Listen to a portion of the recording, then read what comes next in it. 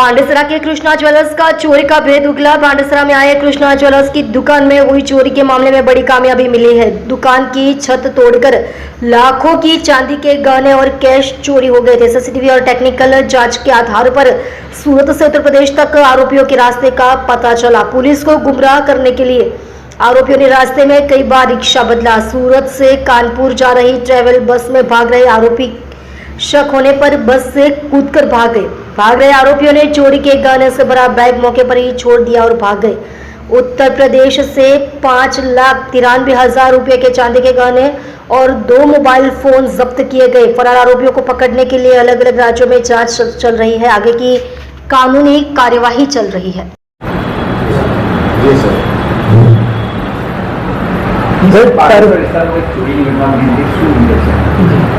गई तारीख 28/6/2026 रोज तेरे नाम रोड पर कृष्णा ज्वेलर्स नामની દુકાન હતી, જેમાં એક ગરફડ હતી, જેમાં સોના ચાંદીના દાગીના તથા 20,000 રૂપિયા રોકડા ચોરી થયેલ હતા।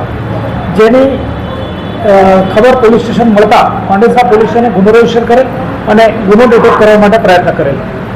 ગુનો ડિટેક્ટ કરવા માટે સીસીટીવી કેમેરા, મોબાઈલ અને હ્યુમન ઇન્ટેલિજન્સ કામે લગાડવામાં આવેલ, જેમાં 7 થી 8 ટીમો બનાવવામાં આવેલ, જેમાં સીસીટીવીની શરૂઆત કરતા આરોપીઓ તેરે નામથી रिंग रोड तरफ जाए छे, रिंग रोड थी ट्रावेल्स तरफ पूना तरफ जाए छे, पूना गाम तरफ अने त्याथी जे ट्रावेल्स की बस उपड़े छे ए नंबर मळे छे अने ए नंबर आधारे ड्राइवर नो कॉन्टेक्ट करवामां आवे छे अने आरोपीओना फोटो वेरीफाई करवामां आवे छे।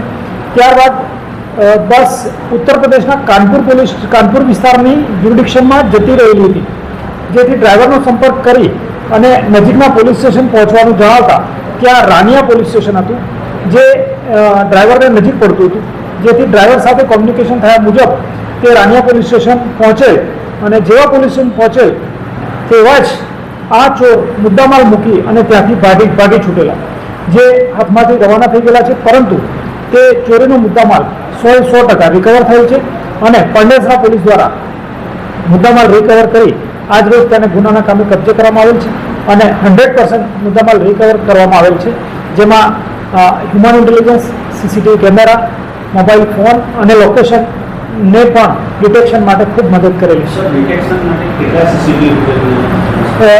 કુલ સીસીટીવી ફૂટેજ લગભગ 250થી ઉપર જેવા થાય છે અને જેમાં 8 થી 9 ટીમ હતી, જેમાં સીસીટીવી કેમેરા પણ જોવામાં આવે છે અને સીસીટીવી કેમેરાથી જ્યારે એ લોકોએ 3 થી 4 જગ્યાઓ રિપ્લેસ કરી છે, ત્યાં પણ હ્યુમન ઇન્ટેલિજન્સ દ્વારા ઇનપુટ ગેધરિંગ કરી અને મૂળ સુધી આપણે પહોંચ્યા હતા અને પાંડેસરા પોલીસે ખૂબ પ્રશંસનીય કામગીરી કરેલી છે। એ લોકો અલગ અલગ જગ્યાઓ પર ગયા છે, ત્યાંથી કોઈ જગ્યા પર્ટિક્યુલર કોઈ જગ્યામાં